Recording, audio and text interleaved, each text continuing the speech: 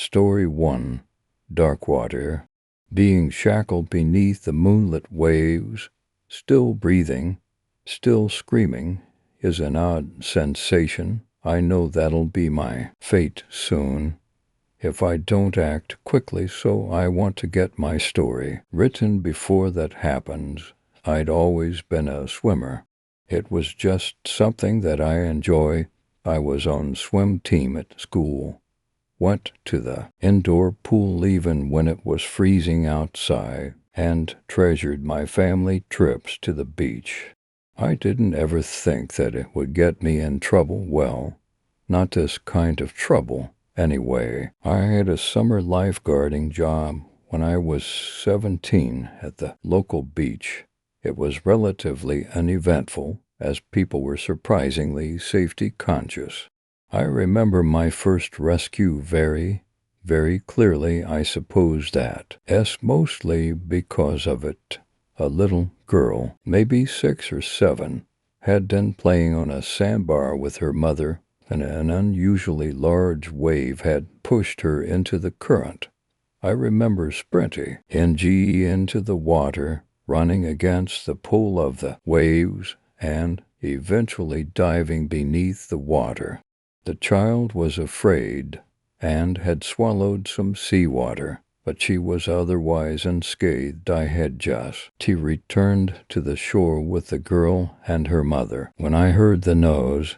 It sounded like some kind of underwater explosion, though no one else seemed to take notice of it. I looked around frantic, searching for the source of the noise. That was when I heard it. Its voice was like that of 1,000 people, speaking every language at once. Somehow, though, I still heard very clearly the following: your interference in fate has created resonance. You will ascend beyond the confines of your flesh. O.R.B. destroy.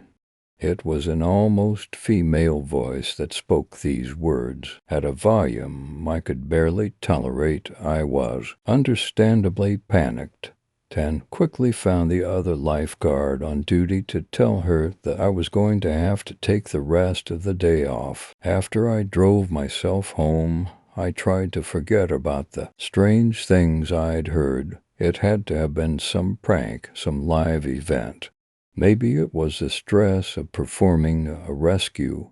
To distract myself, I decided to check my email. I had only one new message from a recipient I'd never seen before. I was simply going to delete it when I realized that it might be from work. To Tobias Fletch are from.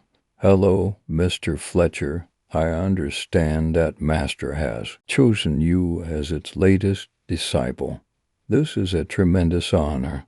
Let me assure you, I know that this all might seem very confusing, but I ask that you remain calm. For any questions you may have, please email me back or see the attachment.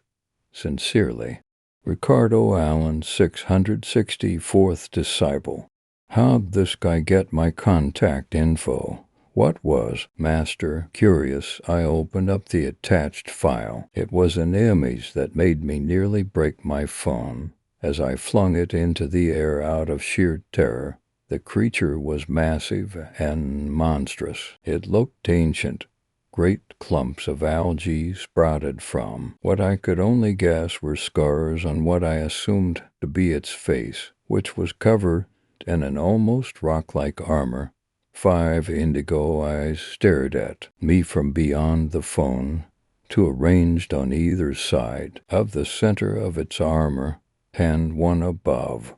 2 yellow tusks protruded from its massive, crooked maw, and all on the head of the thing were a multitude of barbed spines. By all accounts, this thing was unbelievable. My hands shaking, I responded to the email with only, please remove me from your contact list. I thought, that was the end of it, though I still quit my job as a lifeguard about a week after the incident. As senior year started, My thoughts were plagued by the monstrous thing Ricardo Allen had sent me. I have found solace in my schoolwork and generally was content as long as I kept myself occupied. Everything changed, though, when Iris arrived. Iris Latram's family had just moved to California from Oregon. Iris was a bit taller than me, had a thin build, and sported shoulder-length hair that was dyed a minty green. She was a senior and ended up with a schedule identical to mine. Like me, she also worked hard in her academics. We quickly became good friends. It was about halfway through the semester when some weird things started happening. I started having terrible nightmares featuring all sorts of hellish disasters, cities burning to the ground, innocents being swallowed up by tidal waves and dragged out to sea, and orphaned children dying of starvation in the ruins of developed cities. All of these dreams were dominated by an almighty roar, followed by soft whisperings of an innumerable number of voices. I knew that they came from it. Iris and I were working on a project for our government class when she suddenly asked me, "Do you know anything about the Darkwater cult killings?" I replied that I'd never heard of them, to which she explained that in the past 9 years, 3 people aligned with a cult dedicated to the worship of a forgotten god had disappeared, only to be found a few months later, their corpses mutilated beyond recognition. She said that she'd been researching noteworthy crimes in the area for an extra assignment in psychology, and that this one stood out to her. I wasn't so sure about the validity of that statement. For days later, I received a strange email, like the one I'd gotten in the summer. To Tobias Fletcher from, "Dear Mr. Fletcher, my name is Sylvia Nichols. Master has commanded me to give you important instructions which you must not disregard as you did 664's as your immediate predecessor. I must inform you that failure to comply with your orders will result in immediate destruction. Esrarempel is an ageless, immortal being of great power and light. It is our master, and bestows great gifts to its obedient disciples. It selects individuals with whom it resonates. You are the 666th of our order, which has spanned all of time. With the advent of heightened technology, Esrarempel has had more opportunities for resonance than ever before. What you must do on the preordained date is this: 1. Return to your location of resonance. It will be a watery place. 2. Enter the water of the place of resonance. 3. Cry out the name of our master, Esrarempel, the Sea Darkener. 4. Be rewarded with the ultimate gift, ascension from mortality into an Aglergut, the species of the master. Failure to perform the required actions will result in your destruction. A disciple is rewarded every half year. My time will come into days. You have 6 months after that date to prepare. I wish you Lou. CK. Soviet, 665th disciple. I was so shaken up by the email that I completely forgot to print it out the next day to show to Iris the day after that. I took the printed email to school. His looked at it and told me very seriously to meet her behind the cafeteria after school was over. To my utter shock, she didn't come to any of her classes that day. When I went behind the cafeteria, I found Iris curled up underneath a bench facing away from me. I went over to make sure that she was all right. When I tapped her on the shoulder, she rolled onto her back limply. I screamed Her face was gone. In its place was the face of Israel. It sprung upward at an impossible speed, swung its hand to my lips, and hissed, "Stay silent." I blinked, and the iris body was gone. In front of me sat a semi-translucent form of a massive creature. Its front arms were almost humanoid, except that they ended in massive, hook-like structures, and its lower torso was comprised of gargantuan tentacles. The face that stared down at me was identical to the one I'd seen in the 664th Disciples email attachment. I looked up at it and asked, "Israel T?" He see darkener. It stared back down at me and made a strange, almost purr-like noise. "Why, yes," it said with its thousand voices. Iris the most clearly heard. "I had to deceive you too. Judge your worth. You are worthy of being my kin. I'm not going to let you turn me into, well, whatever you are. I'm not getting turned into that." Esrarental looked down at me, almost in sadness. "I do not wish to destroy you. You would make a valued companion. My species was destroyed at the beginning of this world. My disciples will rebuild the Uglergu." It turned away from me, its tentacles as sage, lifting its position gracefully. "If you do not comply, I will shackle you to the seafloor. You will breathe, but will not move. Your death will not be by my hand. Instead, you will die from thirst." With that, Esrarental's projected form faded into nothingness. I almost pitied it, though my instinct to survive overruled my pity. Both of those things were overruled by fear. That night I had another nightmare, though this one was the most disturbing of all those I had experienced. It was a first-person dream.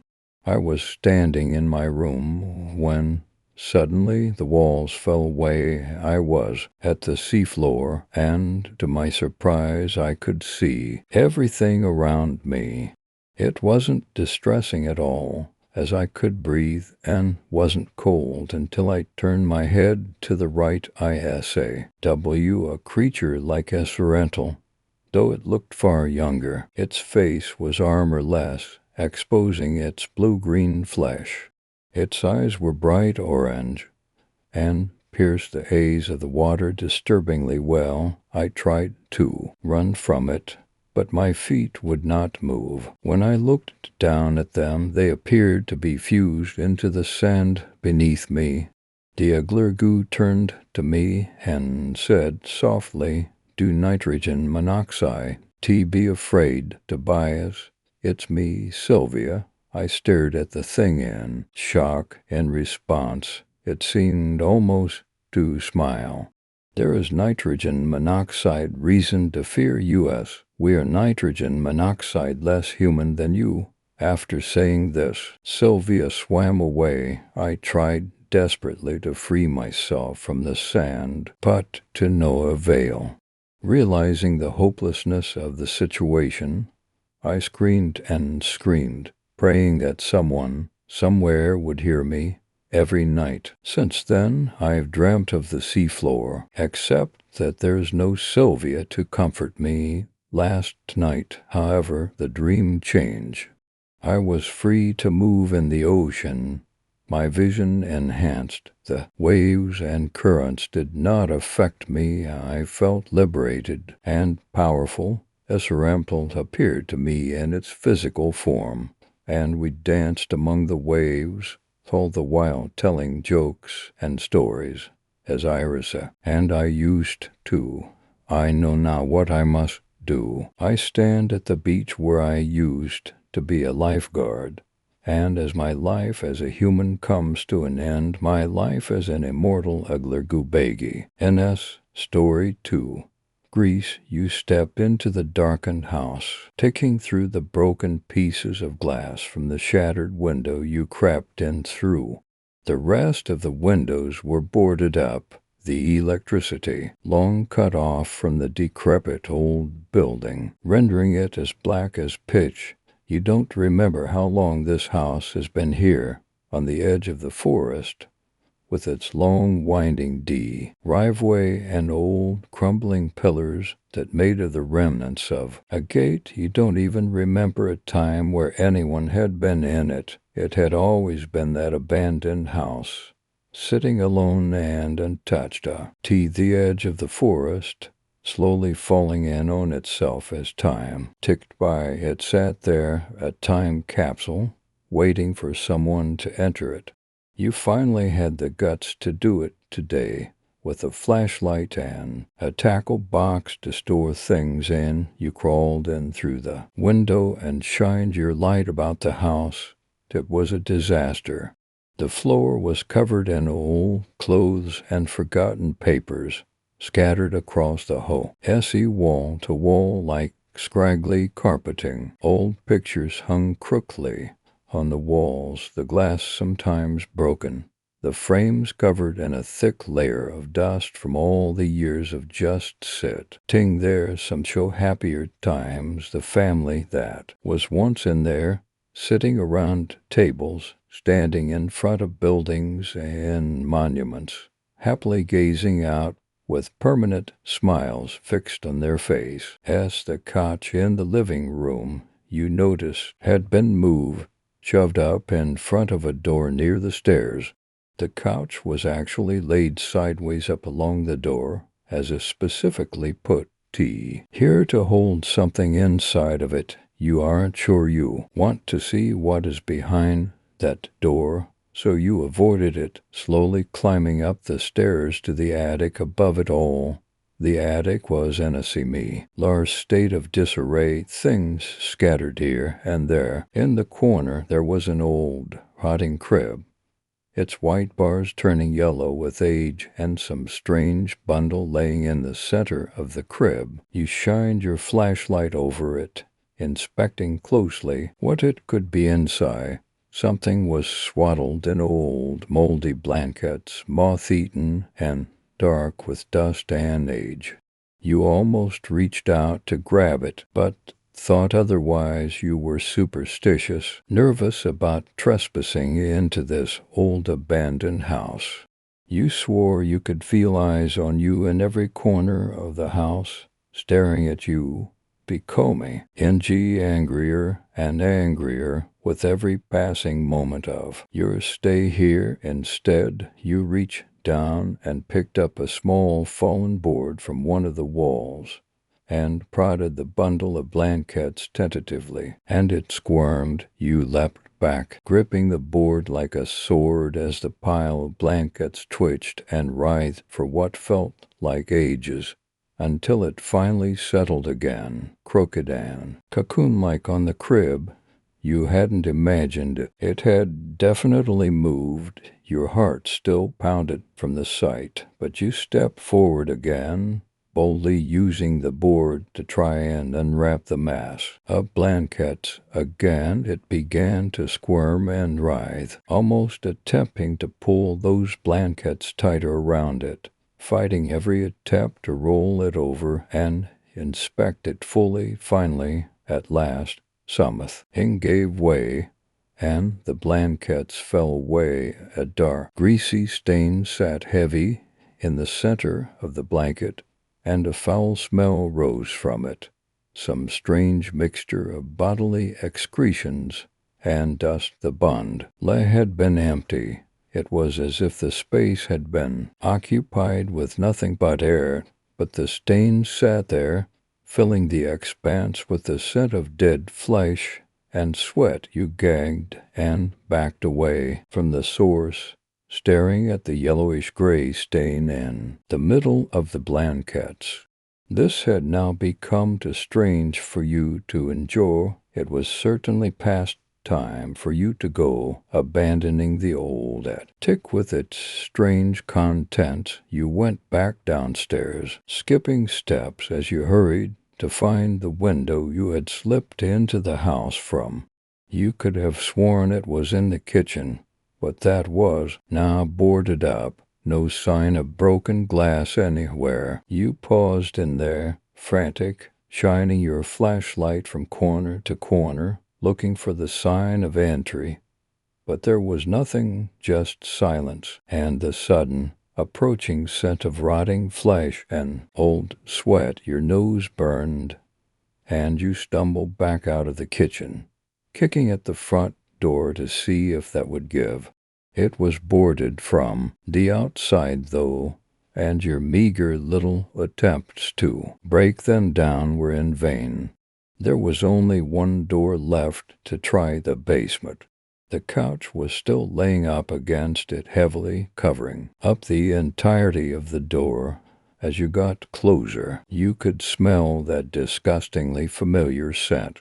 Decay and sweat drenched one of the cushions of the couch, the cushion itself sunken. Even the back of it was depressed back, and the dark stain left there was in the shape of a body. But how had you not noticed this as you passed it earlier? You were at loath to touch it, as if in fear that the stain would creep over onto your hands. You could imagine the filmy grease slipping along your fingertips, gathering under your nails as you tried to wrench the couch away from the door. You stifled a shudder and grabbed the arm of it, as far away from the dark stain as you could get, yanking with all your might.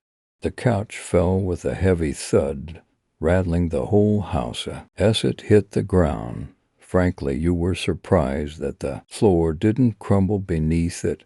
Dust flew up in every direction, and you backed away from the couch quickly, as if in fear that something somewhere would hear it and come to inspect what had happened. Then you dragged the couch away from the door, breathing through your mouth heavily so as to avoid smelling the stain.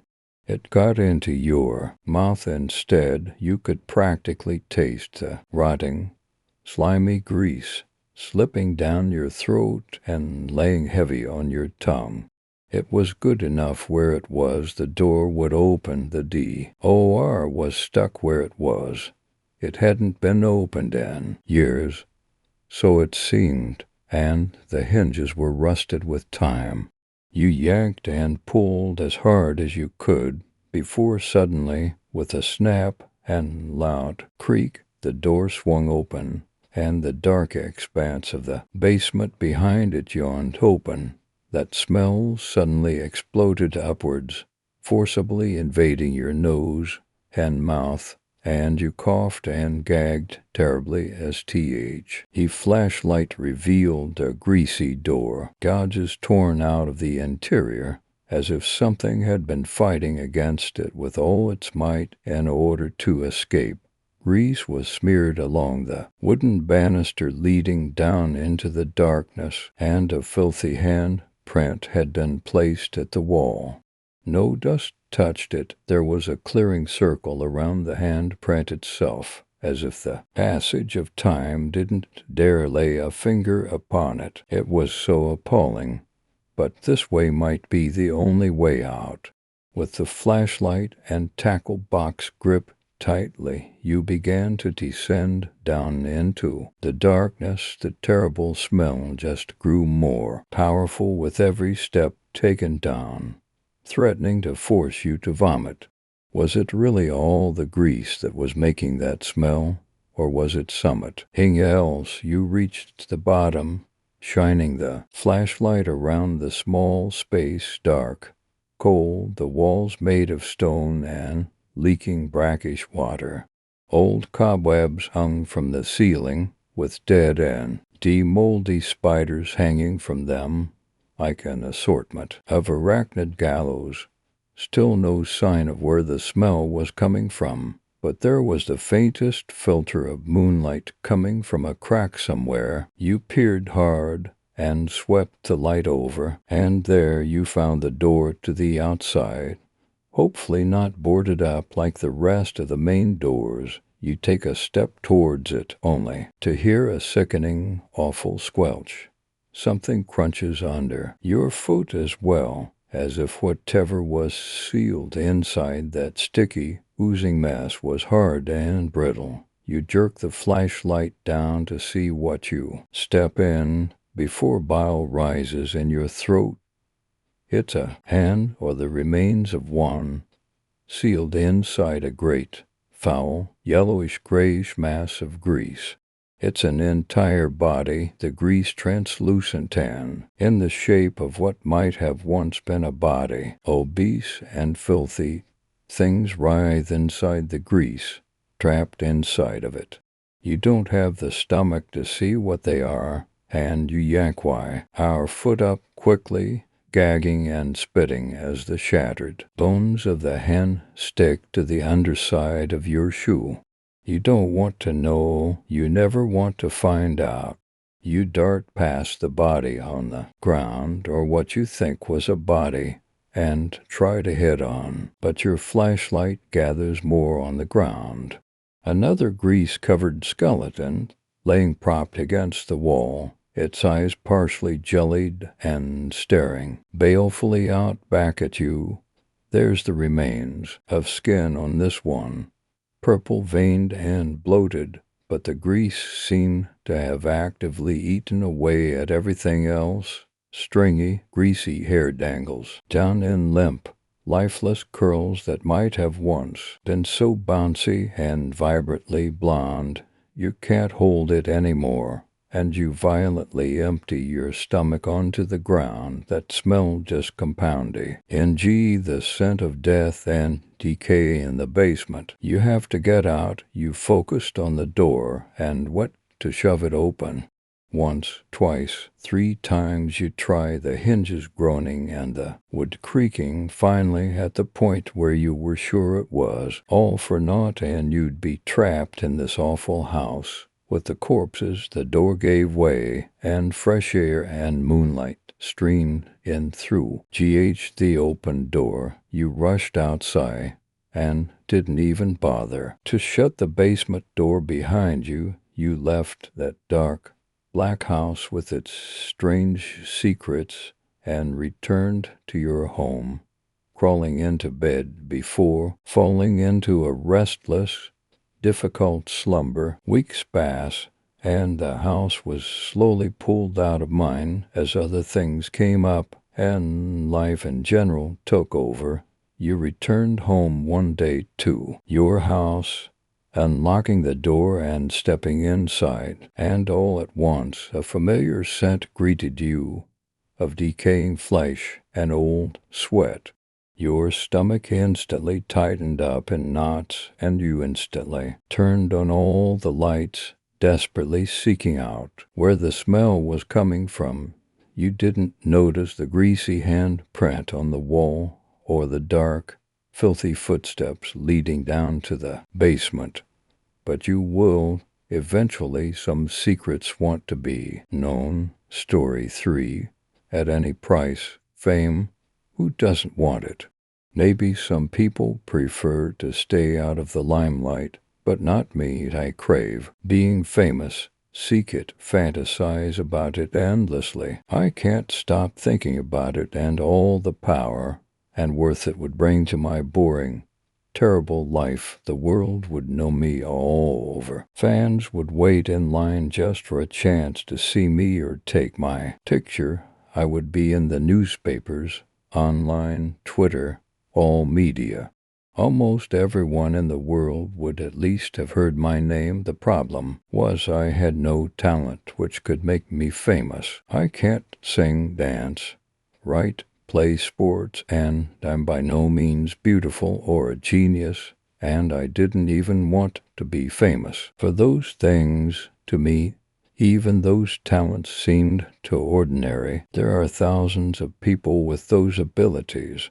No, I wanted something even more. Unfortunately, there just isn't much demand for a plain, ordinary, 20-something woman without a single thing special about her. Brown hair, pale skin, totally ordinary face. My life was so completely miserable that I never smiled. something my co-workers fear. It's a need to remind me of constantly. Gee, thanks for pointing that out. I had no idea. I never smiled. Perhaps if they could step into my shoes, they would stop smiling, too. I am just like almost every other woman my age, except even the plainest of the plain had at least one thing they were good at. Not me, Ms. Average, so boring and unremarkable. How could I ever even dream of being anyone special? It was ludicrous, and yet I couldn't stop all day. Every day I thought about having a better life. It was my first thought in the morning and my last, though, at night. How could I have been given such a desire, and then have no way of making it a reality? It was cruelly unfair. I became obsessed. Soon the thoughts took over almost every moment of my day. It began to drive me crazy. Just a little at first, then more and more as my obsession took hold. I knew I was losing it. What to do? What would you do in my place? I went to a psychiatrist. He just wanted to talk about having low self-esteem and being happy with what I had. How dare he? Did he not hear what was consuming my days and nights? Did he not understand? Be happy with what I had. That advice was so ridiculous it was infuriating. Oh, the rage building inside me. You can't begin to imagine. Such a desire and no way to bring it to fruition, and medication worthless. All it did was make my brain foggy and sleepy.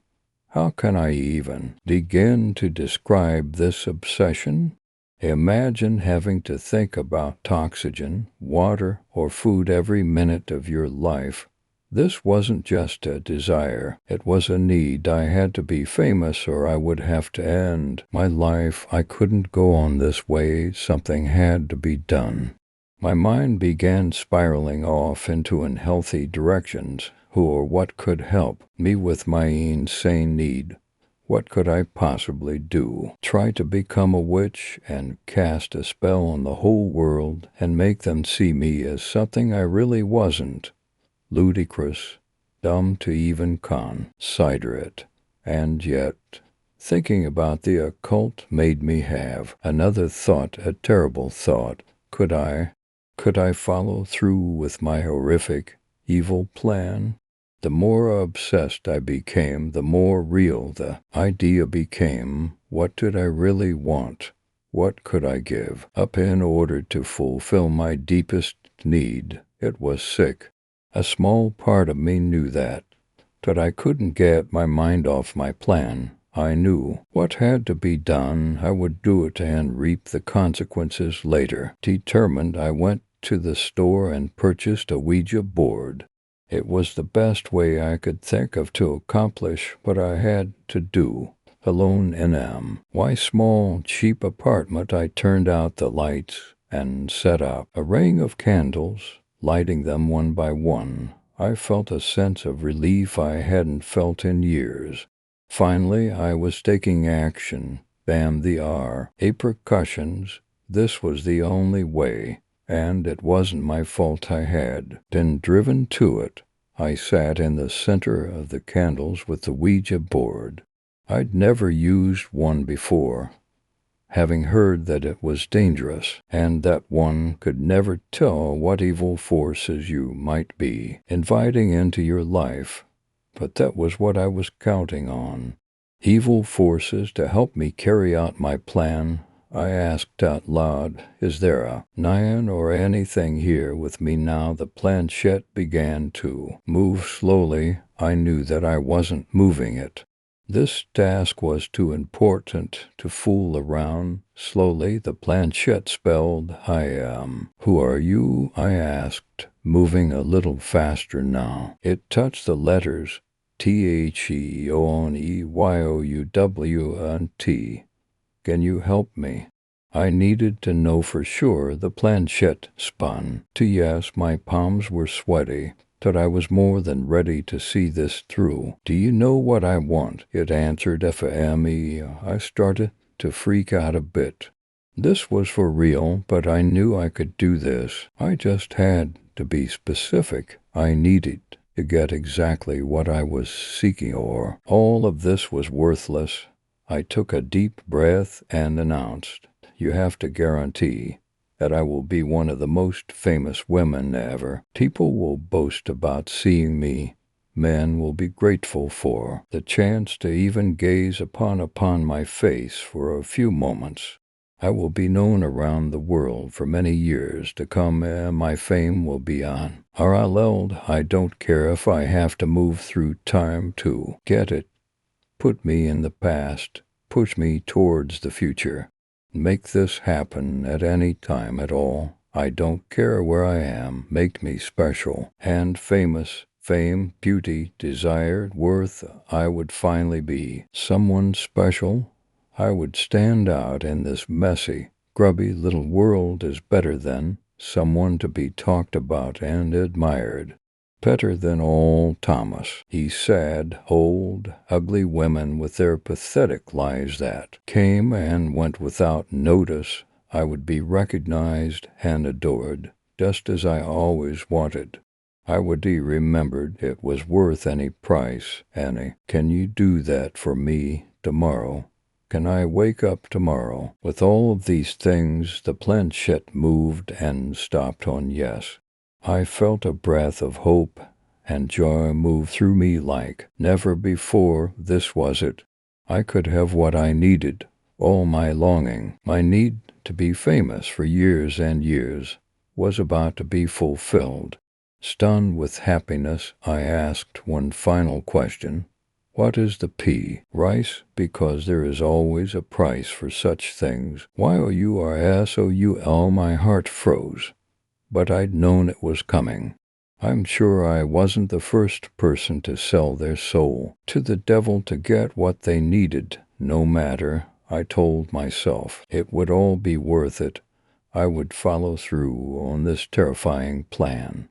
All that mattered was that my greatest desire be granted. I whispered, agreed, and so it was done. I had made a pact with the devil. There would be no turning back, no begging to undo this, no hope of changing the course to come. And I didn't want to. When I woke tomorrow, my wonderful and special life would start. All the pain would be over, and the rewards would begin. I laid down in the middle of the candles, afraid to sleep in my room lest I wake, and find this was all a dream. Of course, I could wake up tomorrow in a mansion or on a private jet traveling to a destination beyond my wildest dreams. It could be anywhere. I sank into a deep, peaceful sleep with a curious smile on my face, a smile. It felt so good. How long had it been since I had smiled? When I woke up, I could still feel the strange little smile on my face. It too. Okay, a moment for my eyes to adjust to my surroundings. The faint outline of a handsome young man gazing upon my face in wonder became clear. I couldn't believe it. Yes, this was the start of my sweet fame. Oh, how I'd longed for this moment, and finally, it was here. Another face came into view. This was a woman looking at me with a dazed expression, probably jealous. I told myself smugly, who wool can't be. She looked like the ordinary person I had once been. I started to hear sounds around me, quietly at first, then rushing to fill my head. I could hear hushed conversations and footsteps echoing throughout what sounded like a great hall. Was I queen living in a castle? I needed to know. I tried to look around the room, but found that I couldn't. I tried to move my hair, D to C, but it was stuck in place. What was happening? This wasn't right. I couldn't even blink. Something was wrong. How could I be famous if I couldn't even move I tried to open my mouth to speak, but it was as if it was sealed shut. I couldn't move anything. My mind panicked, and I tried to breathe deeply, but my lungs were not responding. It was as if my whole body was encased in cement. Nothing was working, and I couldn't feel a thing. All I could do was think. Another group came into view. This group contained what looked like a family with small children. "That's amazing," the mother said. "Yes," the father responded. "To never thought I'd ever get to see her in real life." They turned to each other and shared a smile. What was happening? "I'm amazing, but I can't move. I gave up my immortal soul for this. Years and years of what?" Another person walked in front of me, an old man with kind eyes who gazed at me thoughtfully. He mused to the docent. "I've looked at the Mona Lisa 100 times, but I still can't figure out what the strange smile on her face means. I've always wondered what she was thinking about when this picture was created." The horror crushed me as I thought of my future, forever trapped on a canvas, famous and admired just like I begged. My last thought, before I descended into true madness, was, never make a deal with the devil. He'll give you everything you want. And then some ... Story 4. Malo. I was only 19 years old. Prime of my life, I've been told. And I had just been thrust into the world of learning label college, all sorts of new experiences and new ideas, books and articles, beer and women.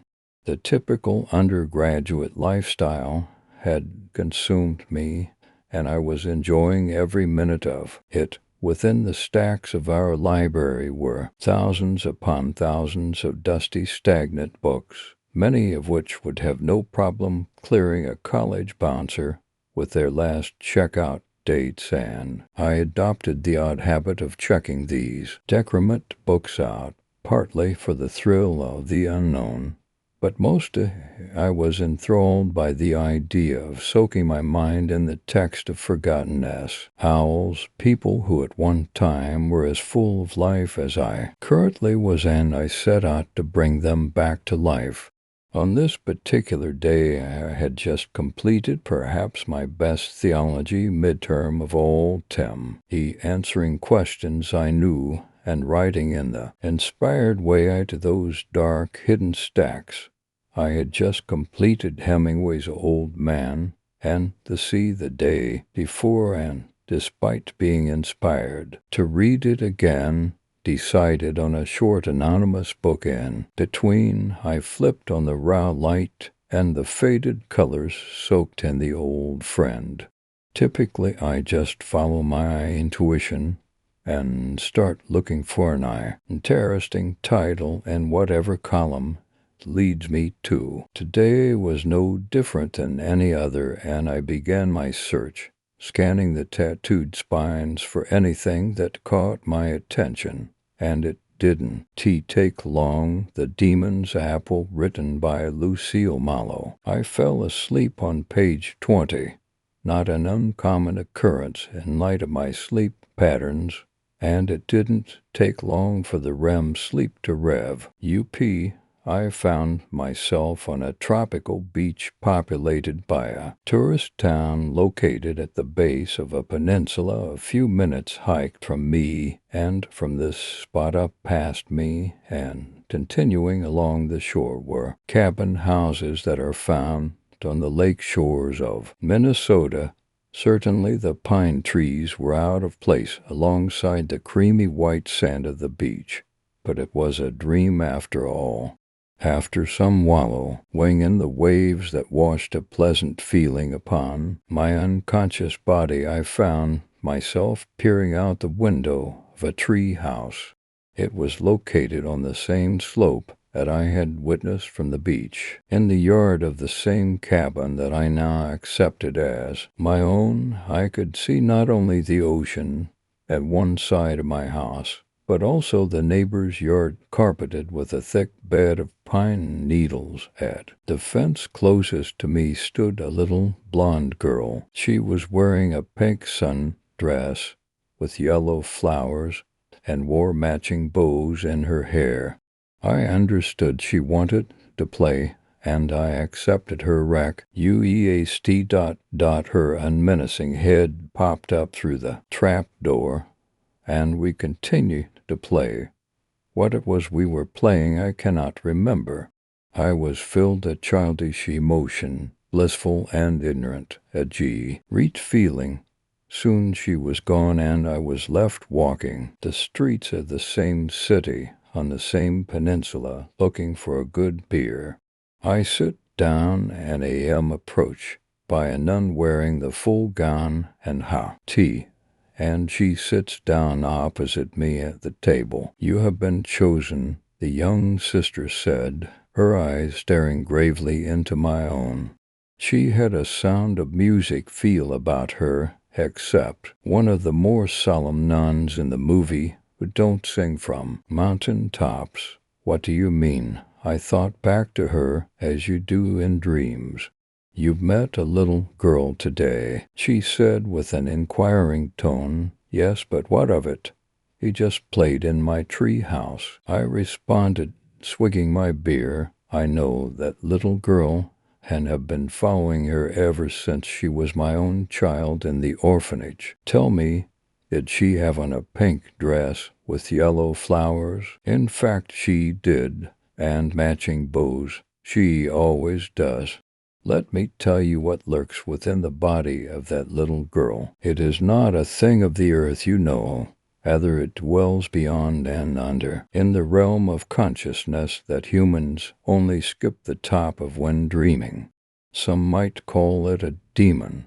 Others may call it simply a bad spirit. Since the beginning of time it has lurked, an anti-angel spawned from the bosom of the universe, striving towards its own selfish domination of any and every. Now the shell of the little Earl has chosen you. This is easily enough to raise the alertness of any mind, and I quickly deduced the situation for what it was, a nightmare.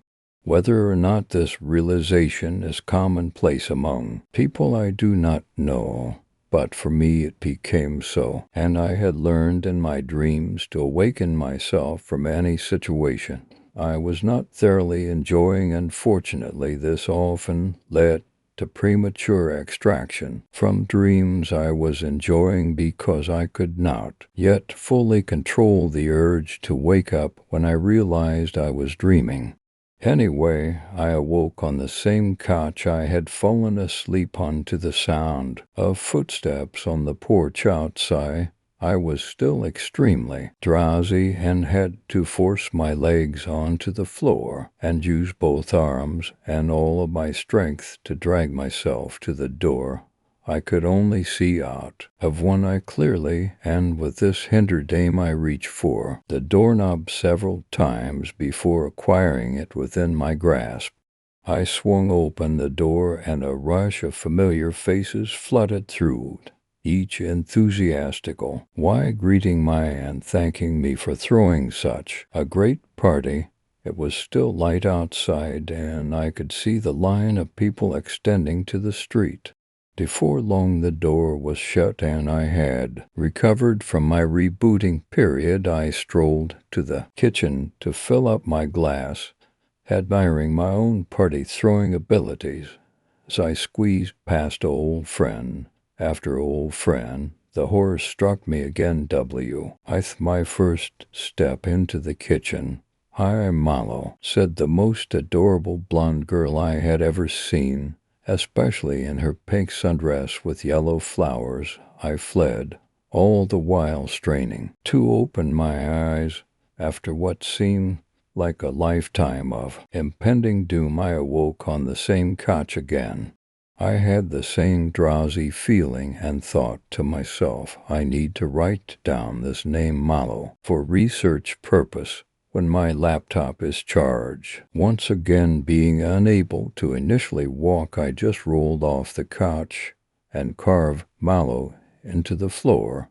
Being as exhausted as I was, I all owed myself to fall back asleep, assuming that after being awake for long enough my dream had been reset to the beach again, and I longed for those pleasant waves to wash over my soul. I found myself inside of my cabin this time, gazing out the picture window overlooking the beach and the sea. Even for a long time in dream minutes I stood there watching the birds fly through the quartz air and diving to the rippled surface every now and then. The waves patted the fluffy white beach, and I was joined by a little blonde girl standing by my side. Why, hello, I thought to a beautiful spot. Your family is very lucky. I had accepted her as the daughter of my parents' friends. I had no reason to be alarmed because we had spent the whole weekend with our families together. Come play, she cheerfully said, and I followed her outside onto the porch and eagerly onto the roof of my cabin for what was sure to be an exciting game. I stood on the peak overlooking the ocean. He floors down to a steep slope inhabited with rocks and pine needles blanketing the area that wasn't tree trunks. Standing next to one of these tree trunks, bravely leering at me on my pinnacle, as the horror hit me again, and I looked behind me at the little girl with a cheerful grin hanging by its corners from two burning eyes. Mallow comes from an ancient universal word for trick. Carrie, she told me, and I wholly believed her. It is only a dream, I thought, desperately trying to wake up and recover in the safety of my physical couch in my physical world. If I jump, will I fall? I asked. You certainly would, but does it matter at all? These words rang in my ears as the most eloquent poetry ever written. I turned to face the drop and decided that the only sure way to wake up was to jump. I had done it before in dreams. Yes, the impact of the ground is nerve-rattling, but it is a sure bet to wrench open your eyes and send you our heart racing.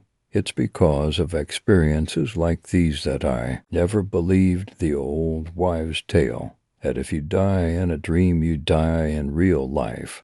I tell you no lie when I say I have died a plentiful number of times in dreams between being stabbed in the face, getting ripped apart by a machine gun, and numerous falling instances. I have become somewhat unafraid of it, although the impact of the fatal blow has always bone splintering, not in a painful sort of way, but more in a vibrating sort of way, like your brain is being shook so rapidly that a pressure builds up in a soda can. I jumped, in full dread of my soda can finally bursting on this impact, but finally escaping the terror of her matching bows.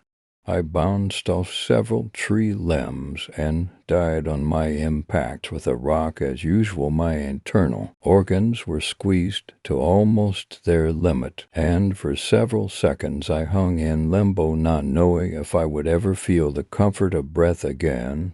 To my relief, I awoke, and after taking a few seconds to calm myself down, I scanned my environment. This was certainly no dust-ridden couch in a scum-ridden college house, but rather the basement of a church with rows of desks all occupied by children, me included. I got out of my chair, but my actions were not my own. I heard the nun-teacher politely ask me to return to my desk and finish my theology midterm. I watched myself as I disobeyed her orders and diligently walked to the front of the room where she was standing. Mallow, return to thy seat now, or I will use thy ruler upon thee rump. I chid myself, matching bows and all, continue on my firm course, and slit the nun's throat. Story 5. Dear Diary, good night. The 7th of October, 2017. Dear Diary, I am new to writing these entries, but nevertheless, I try to write in this regularly. I have been diagnosed with schizophrenia. I have had it for all my life, but the hallucinations only kicked in last year. I thought everyone was like me when I was younger, but once I told my parents, they brought me to a psychiatrist. This whole diary idea was suggested by my psychologist. She said it could help me, but I don't see how. What I have seen today has been the usual. I am sick and tired of it. Every day feels like I am in sleep paralysis, but with the perk of being able to move. This movement is a gift and a curse. I can run, and I can hide, but only I can see what I see. My psychologist suggested that I meet more people like me, but I do not want to see them. I know that I am not alone, but I don't Washington NT to look at the empty eyes of those who go through the same, always having to question what we see, what we hear, everything. Writing about what I see specifically is hard. I do not know if I can. I see them every day, but I cannot get over it. I live in a nightmare. When I sleep is when I feel free. That is when I know I can do what I want. My world, my rules, I like to thin. That I am sparing someone else from this pain. If I would not have been born with it, fate would have chosen someone else, right? Even now, she is telling me to give up on this. Her laughter echoes through my head as I write this. What went wrong? What causes someone's brain to play these games on them? What is real and what is not? One thing that I see, that I can tell you, is cockroaches, roaches everywhere. One time I remember jolting awake from a nightmare, sitting up from shock. The roof was covered in cockroaches, some falling on me. They did disappear, though the worst is when I see the people I care about. That is all I can write about today. She is screaming. I cannot concentrate. The 8th of October, 2017.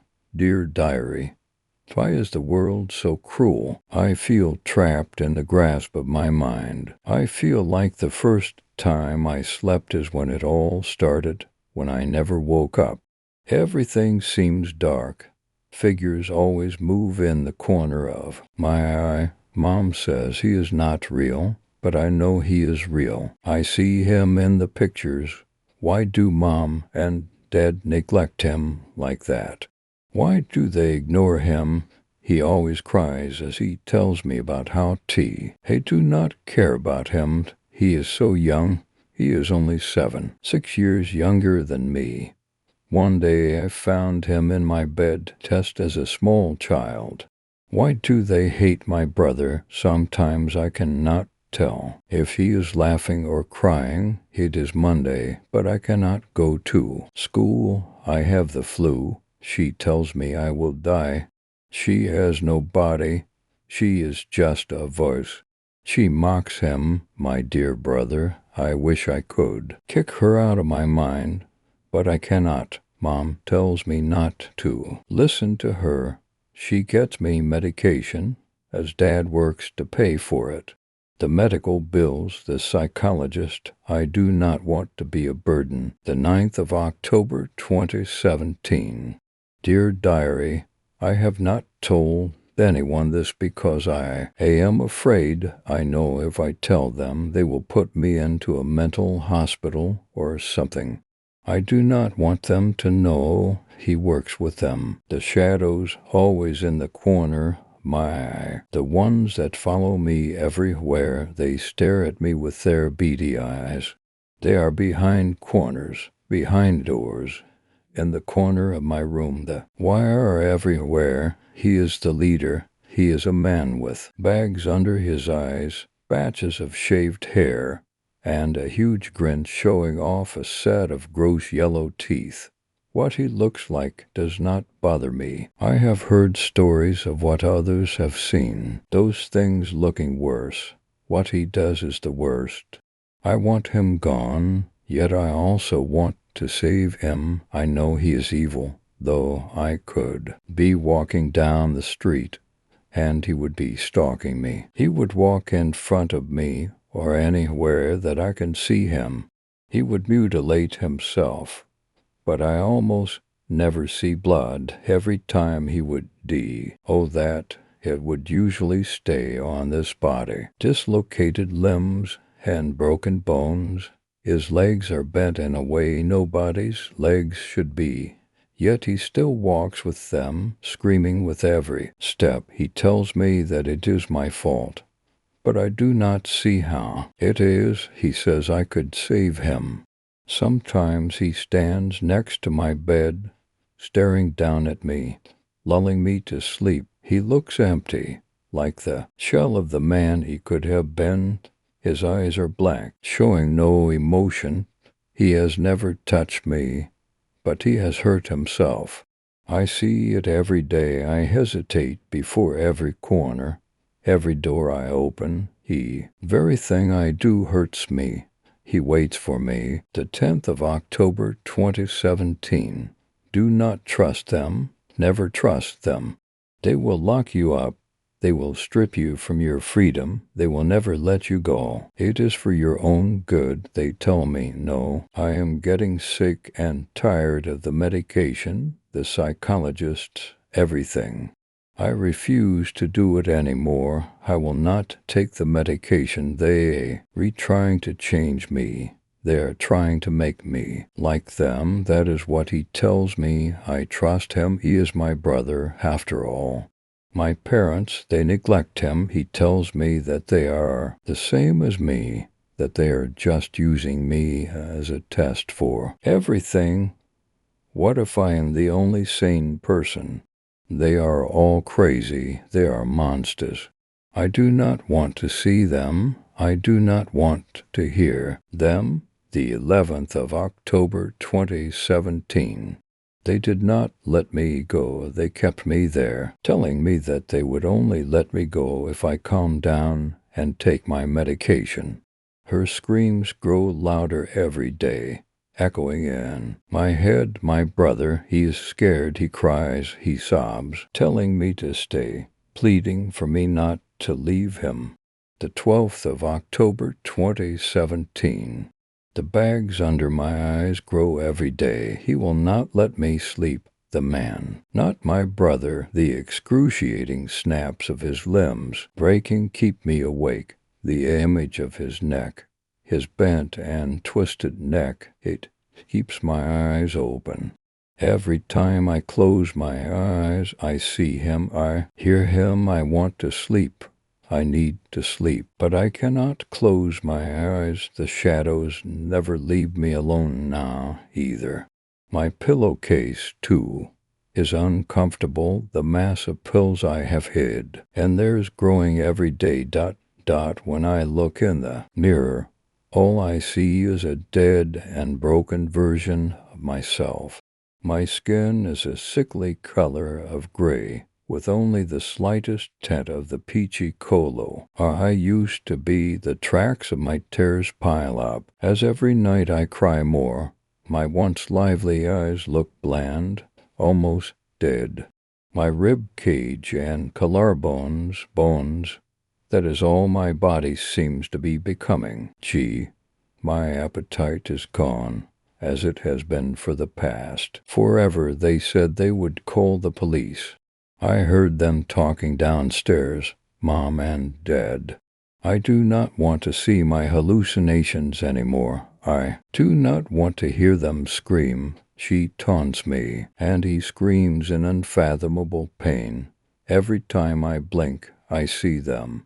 I cannot drown his screams out with anything. My brother, dear brother, where have you gone? Why does Mom say you are not real? Have you left me here?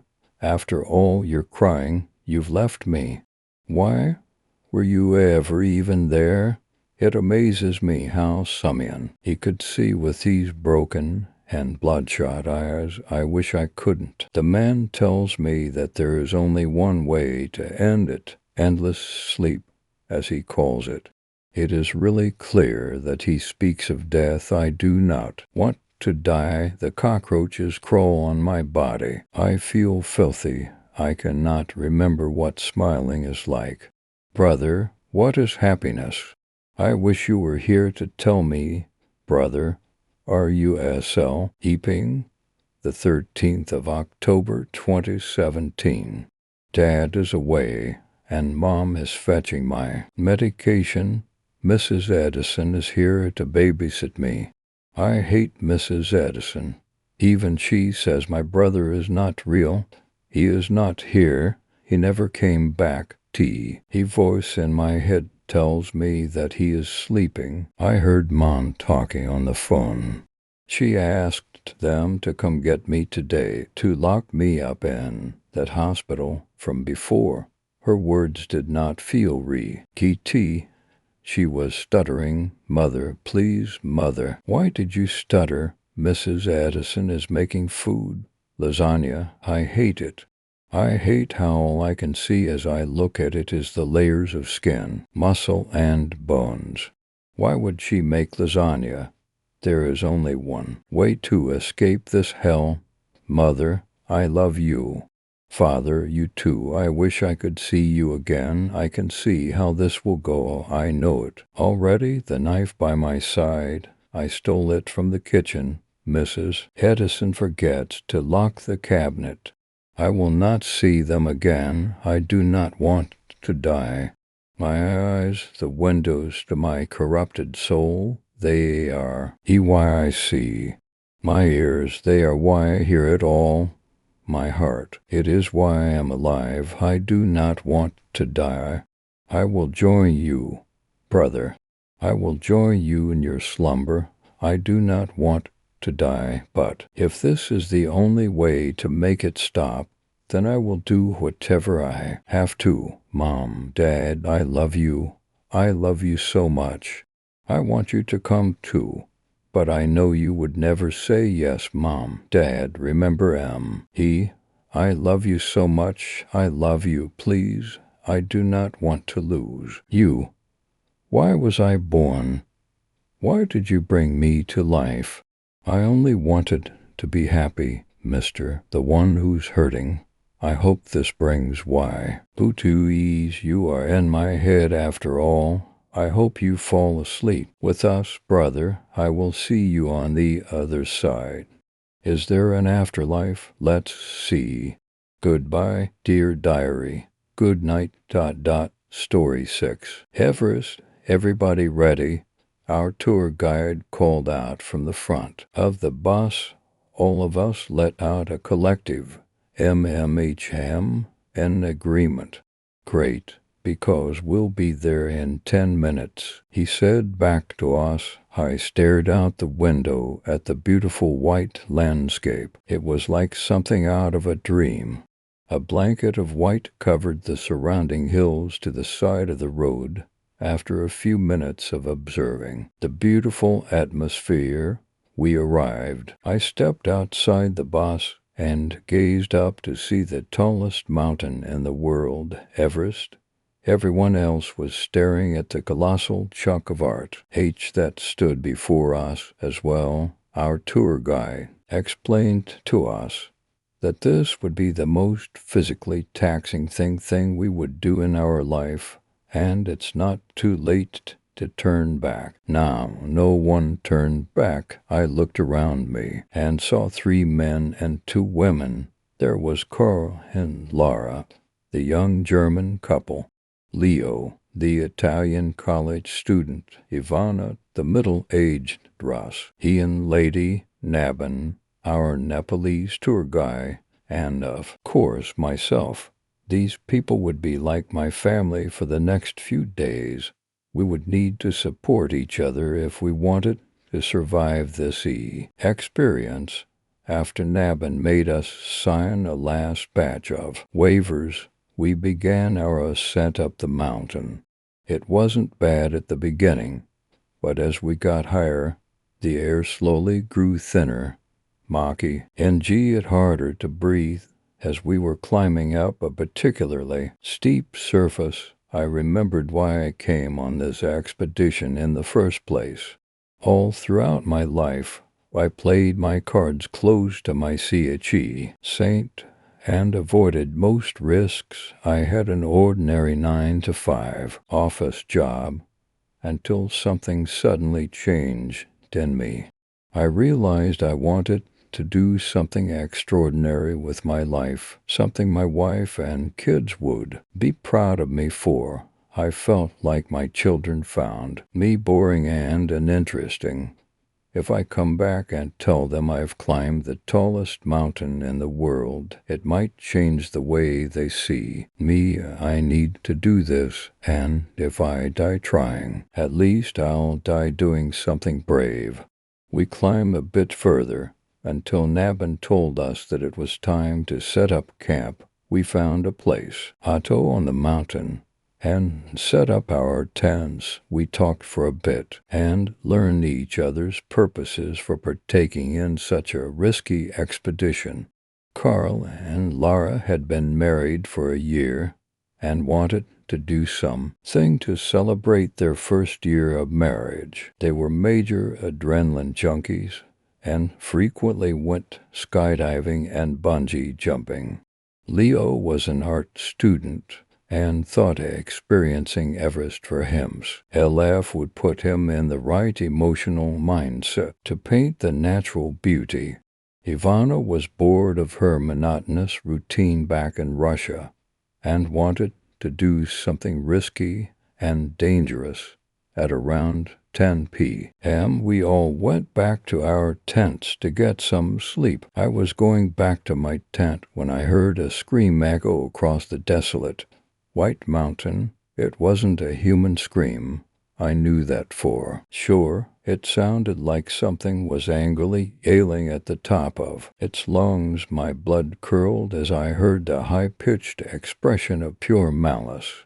Needless to say, I quickly walked back to my tent. We've been climbing for about a month now. My ears have grown used to the faint howling of the wind.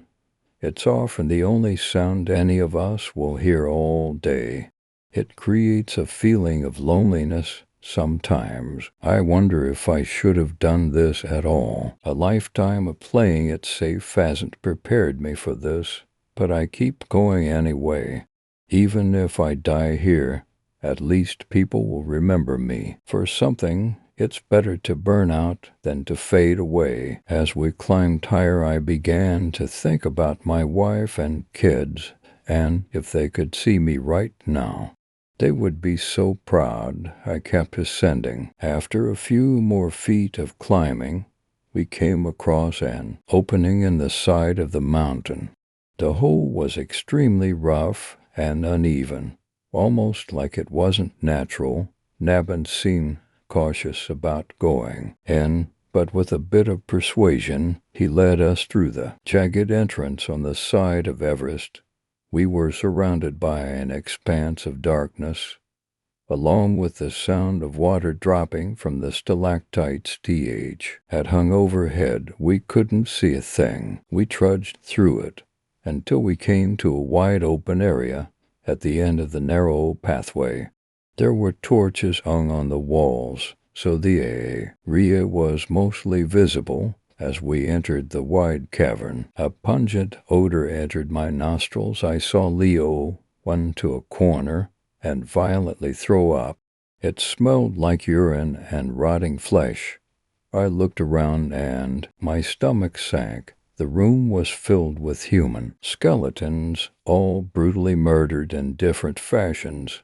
One was impaled on a particularly jagged rock. Another was missing its head. We continued to move through the collection of death until we heard large footsteps moving in our general direction. Whatever this cave belonged to was returning. We ran in the opposite direction of it, towards the opening that we came from. As soon as we started running, the thing must have heard us, because it let out a terrifying yell and started moving much faster. Adrenaline poured through our veins as we started running as fast as we could. First, Nabin got to the opening, then Carl and Lara, then me, then Ivana, but not Leo. I looked behind me to see Leo sprinting towards us, but an outstretched arm reached out and grabbed him. He was desperately struggling to get loose. Tears were pouring from his eyes, and he was screaming at the top of his lungs for someone to help him, but there was nothing we could do. We watched as the creature pulled Leo back into the darkness. Agonizing screams came from Leo as we heard what sounded like limbs being ripped off. Leo suddenly burst out of the darkness. It was the most horrific sight. Leo's arms and legs had been ripped off, exposing us to the gruesome image of the torso and head of Leo, squirming out of the darkness, desperately trying to escape whatever was following him. A large hand then reached out from the darkness and pulled Leo back in. We heard a deafening scream, then suddenly a loud snap, and the screaming quickly ceased. We quickly re-embarked on our previous path. The wind howled as we climbed further up the mountain. No one dared to speak a word about what we just witnessed. Finally, Ivana broke the silence. Maybe we should go back. Everyone was silent once again. No, I finally said, if we turn back now, we forget everything we've fought for so far. I don't know about you people, but I won't stop until I'm at the top. My heart was racing. I felt empowered, like I could do anything. Now let us keep going, and if anyone doesn't make it, at least they'll be remembered as courageous, like Leo. Everyone nodded their head in agreement. We kept ascending. We were about 1 day from reaching the peak at this point. The air was growing fatally thin. Everyone was in obvious discomfort, but we pushed forward. The wind was howling in our ears, the cold was numbing our faces, but we pushed forward. Our eyes have grown used to the same two colors, blue and white. The blankets of snow grew thicker the further up we went.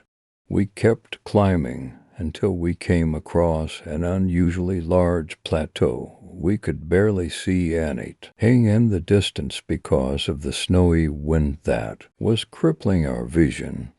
I thought I made out a tall bipedal figure in the distance, but I was probably just seeing things because of the lack of oxygen. As we trudged through the plateau, the figure seemed to become more visibly clear than before. I suddenly knew that I wasn't imagining it. It was real. Everyone stopped when they saw it. A look of terror dawned on all of our faces. We had all realized that this was the same creature that had mutilated Leo. Earlier on our journey, I told everyone to stand their ground. Maybe we could intimidate it. It suddenly started running to the side, becoming invisible in the snowy wind. Our hearts were pounding through our chests. We didn't know when it was going to attack. Until it did, it lunged out from the side in a blur of white and grabbed a hold of Ivana. It crushed her head with its massive mouth and threw her to the side. It then grabbed a hold of Carl's arm and Lara's arm and ripped them off. Their blood was pouring out of the stumps on their arms, painting the snow crimson red.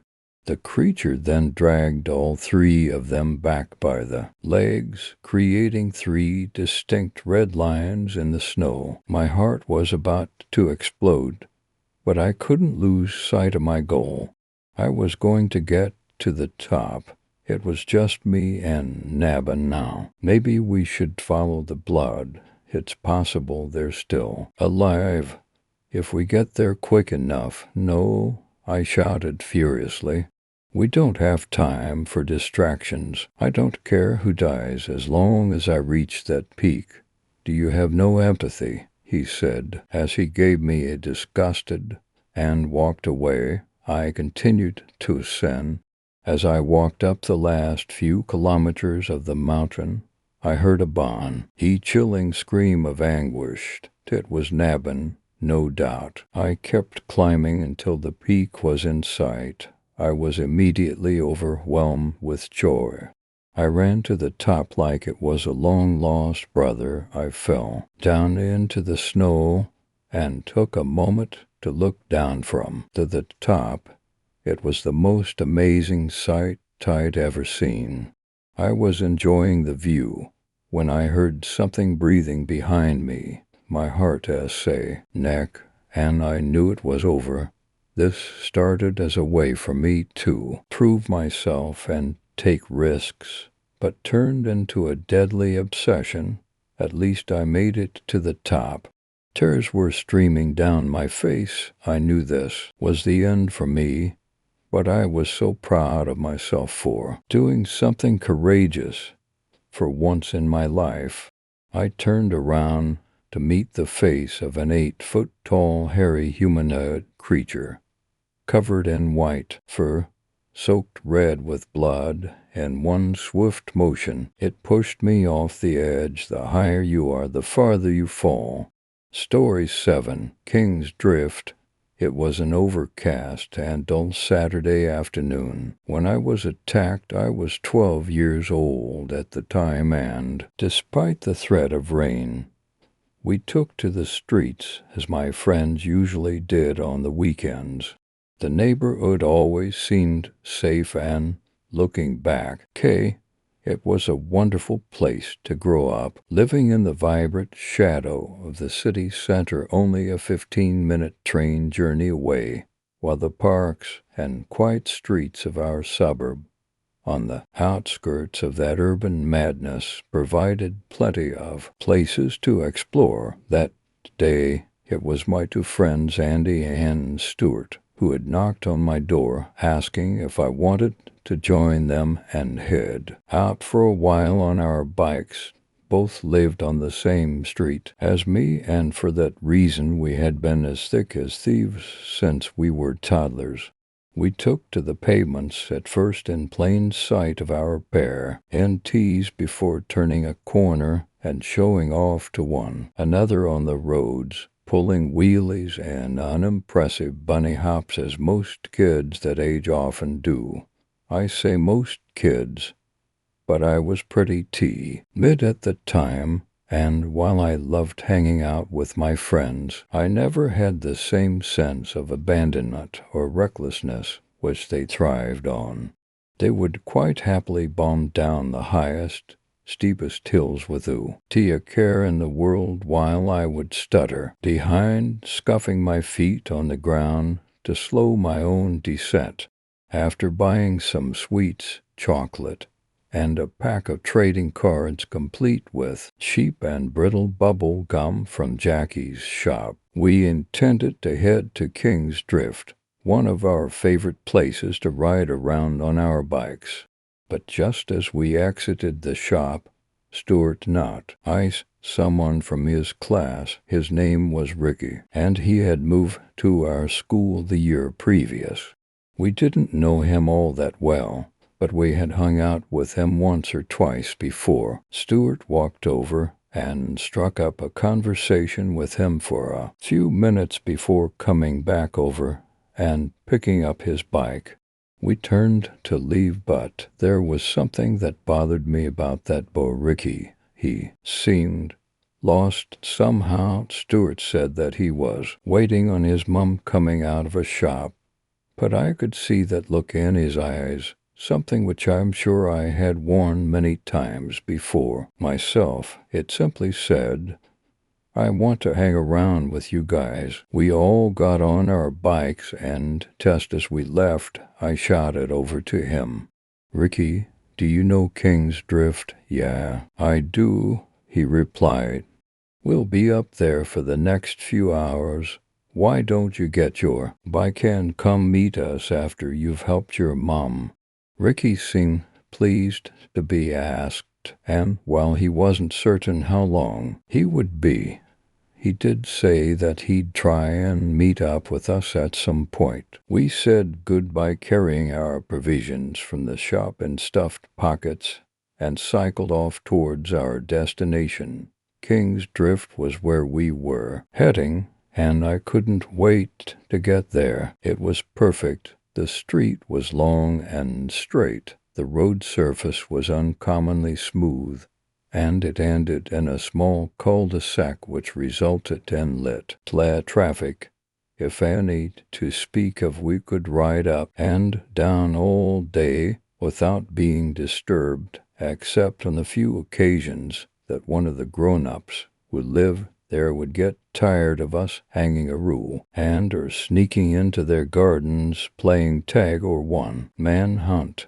But for the most part, that lone secluded street was a fantastic place to get away from rules and complaining adults, even if at Washington, as only 10 minutes away from our homes. We weren't a gang or anything close to it, but that place was ours. And while many of the other kids in the neighborhood hung around at parks or at the shops, we quite happily clung on to that perfect stretch of quiet tarmac that no one could take away from us, tearing up and down the road, cycling as fast as we could. Andy enjoyed showing off, pedaling quickly, or putting both hands behind his head as if relaxing on a sun lounger. Stuart was no slouch himself, and would dart about off curbs and back on again, occasionally Mimi, skiing a character from an Australian soap opera that we often laughed at. The clouds knitted together tightly above, brooding menacingly, but the afternoon was not over yet as we continued to play and enjoy our patch after receiving an earful from one woman who just hated us sitting on her garden wall, especially when my other friend Stuart pushed Andy over it into her garden as a joke during her red-faced, ranting rage. We finally traipsed along the street with our bikes by our side, cursing the woman under our breaths. A loud crash bellowed from the clouds above, and the haze smell of ozone climbed up through the air. When I was a kid, thunderstorms always held a real fascination for me, and to this day they still do.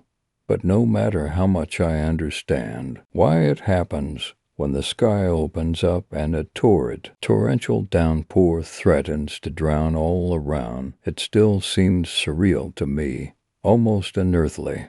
The rain streamed down in thick sheets, and then a minute, a thin layer of water began to flow along the street into the drains on either side. The complaining woman ran indoors quickly, her anger at us soon replaced by a desire to avoid drenched.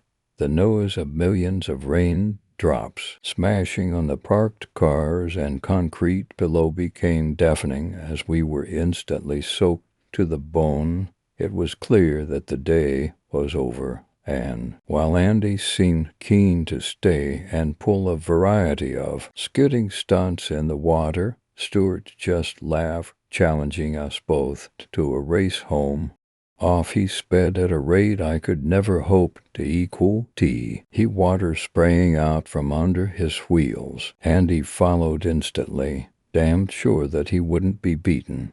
The crescendo of thumping water was now deafening, and as both my friends pulled away into the distance, I clumsily climbed aboard my bike and pedaled as fast as I could. With each batting breath the rain fell harder, until it streamed at such a rate down my face that I could barely see ahead. I shivered in the increasing cold, and as I continued on, I could no longer tell if my friends were near or far. I cannot explain the feeling I had at that moment. Perhaps it is hindsight which has bound it to my memory. But there in that horrid downpour I felt isolated. Anyone with any sense would have run for cover and locked themselves away, happily inside their houses, and at the speed my friends had darted away, I was sure they had left the street, or at least reached its end. An intense feeling of fear drove me on, because for me King's Drift may have appeared remote, isolated in the blinding rain, but it did not feel empty. In my panic, my wild pedaling shook the bike from side to side, and just as I lifted one hand from the handlebars to wipe the rain from my eyes, something walked out from between the parked cars right in front of me.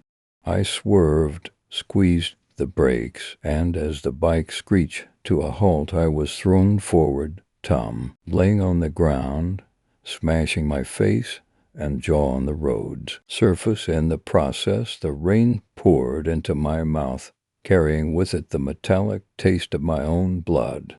I let out a cry as I reached up, with my tongue to feel nothing but exposed gum and broken shards of teeth that were surely sprayed across the ground. My injuries left me confused and disorientated, but as I screamed for my friends, it became clear that no one would hear me over the immense roar of the rain. Then the sky darkened, and that strange, alarming sensation that I was not alone proved correct. Someone was standing over me. A combination of tears, blood, and rain stung my eyes, and though I couldn't make out his face, I could tell it was a man. He was broad and stocky, wearing denims and a dark brown coat, and while he wasn't exceptionally tall, his rain-battered frame gave the impression of immense strength. Despite the pain, despite the shock of losing teeth and cracking my head open, the very fiber of my being told me to run, to get away, but I couldn't. With the first movement of my leg, the man pressed his foot down on top of my knee with such force that bursts of excruciating pain shot up through my body, my screams of both agony and terror drowned out by the still falling, torrential rain. Why was he doing this to me, a grown man? He leaned over and grabbed my bleeding head by the hair, yanking it forcefully upwards. No one can know the feeling of an adult exerting their full strength upon a child, unless you have been through it yourself. The fear, the utter helplessness, the feeling of resentment and betrayal at a person who should protect but instead harms. No matter how much I struggled, no matter how much I flailed, my puny 12-year-old body I'll provide no amount of strength to free me from his foul, overpowering grip. But a bike thrown as hard as possible by two dear friends square at his face was more than enough to make him stumble backwards, causing him to slip in the rain and batter his back and body against the solid street surface.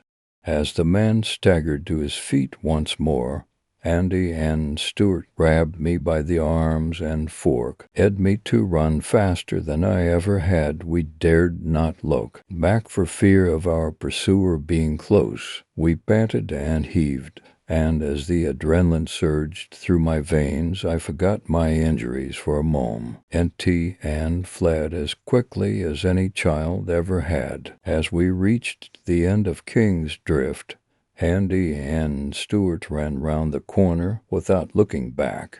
But not me, for curiosity has always been my sin and perhaps my punishment. The rain calmed at that moment, easing off to nothing but the most subtle of droplets, and as I squinted through blood and tears, I saw at the end of the road the brutal figure of the man who had attacked me, disappearing forever out of sight, with the bloated, motionless body of poor Ricky over his shoulder.